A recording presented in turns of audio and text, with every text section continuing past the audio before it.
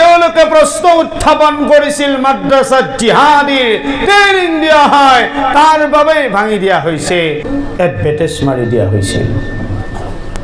ষড়যন্ত্ৰ চব পিনে আছে, ক'ব নিদিয়ে, কিন্তু আজি কম, আজি কোনে এডভাৰটাইজ মাৰিব?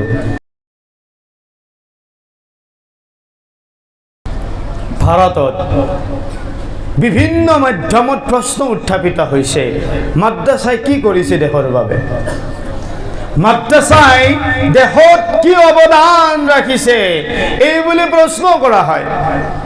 অত্যাচাৰ কৰা হয় নহয়, চকুৰ সন্মুখত কৰিছে। বুলডোজাৰ লগাই মাদ্ৰাসা ভঙা আমি দেখিছোঁ।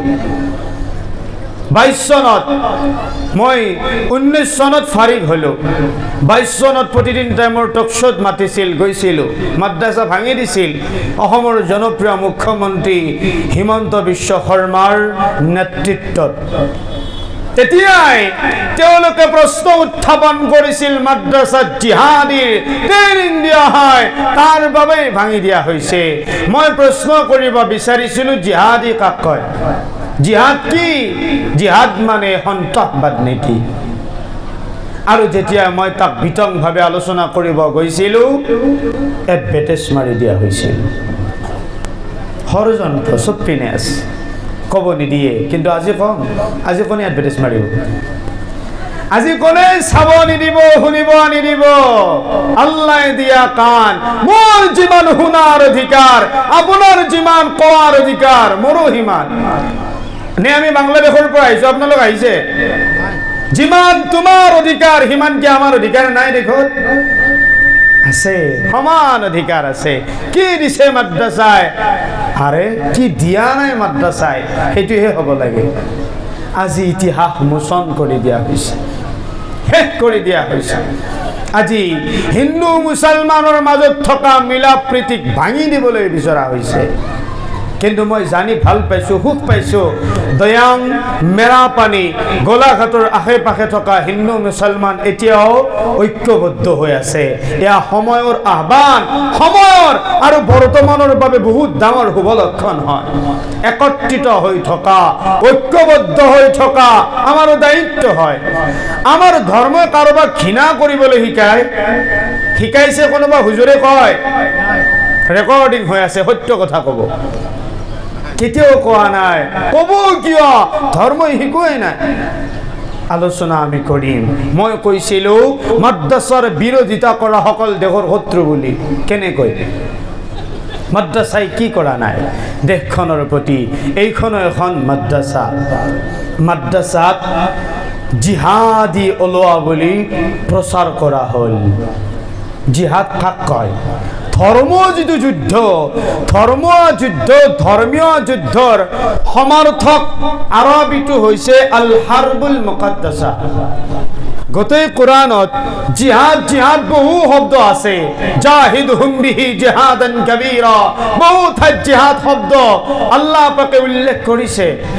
আল হাৰবুল মুকাদ্দাসা এই শব্দ কিন্তু উল্লেখ কৰা নাই। জিহাদ কাক কয়? কাৰোবাক মাৰি পেলোৱাৰ নাম জিহাদ নহয়, কাৰোবাৰ ওপৰত হাত তোলাৰ নাম জিহাদ নহয়। নবীয়ে কৈ গৈছে আল মুছলিমু মান সালিমাল মুছলিমুনা মিন লিসানিহি ওয়া ইয়াদি। সেইজন প্ৰকৃত মুছলিম যাৰ হাতৰ অন্যায় আৰু মুখৰ অন্যায়ৰ পৰা আন মুছলমান নিৰাপদ হয়, সেইজন হে প্ৰকৃত মুছলিম হয়, সেইজন প্ৰকৃত মুছলিম। আৰু কোৱা হয় কাৰোবাক মাৰি দিয়াৰ কথা কোৰানত আছে।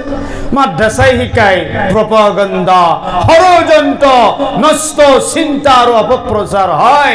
ইয়াৰ বাহিৰে আন একো নহয়। জিহাদ কি? এই জলসাহত আহিবলৈ মন নাই, কিন্তু কোনোবাই কৈছে ডাঙৰ হুজুৰ আহিব, মেলামাটি মাদ্ৰাসাৰ হুজুৰ আহিব, কোনোবা হোজাইৰ মাদ্ৰাসাৰ হুজুৰ আহিব। অনিচ্ছা সত্ত্বেও আপোনাক আহিবলৈ বাধ্য কৰাইছে। এই যে ইচ্ছা নাছিল, তাৰ পিছতো আপুনি আপোনাৰ মনটোক বাধ্য কৰাই ইয়ালৈকে লৈ আহিছে। এই কষ্টখিনিৰ নাম ইছলামীয় পৰিভাষাত জিহাদ বুলি কোৱা হয়। মেট্রিকত 1 নম্বর রোল নম্বর 1 করার কারণে ক্লাস 9ত 2 আছিল, রোল নম্বর 2 10ত 1 করিব। রোল নম্বর 1 হওয়ার কারণে কষ্ট করিব না লাগিব নে? লাগিব। ছাত্র ছাত্রীয়ে রাতি টোপনি ত্যাগ করিলে, ঠান্ডার কম্বল লেপ ত্যাগ করিলে, আর ইয়ার পিছত 12টা বজালৈকে 1-2টা বজালৈকে কিতাপৰ সন্মুখত থাকিল। উদ্দেশ্য হৈছে ক্লাস 10ত যাতে মোৰ ৰোল নম্বৰ 1 হৈ যায়।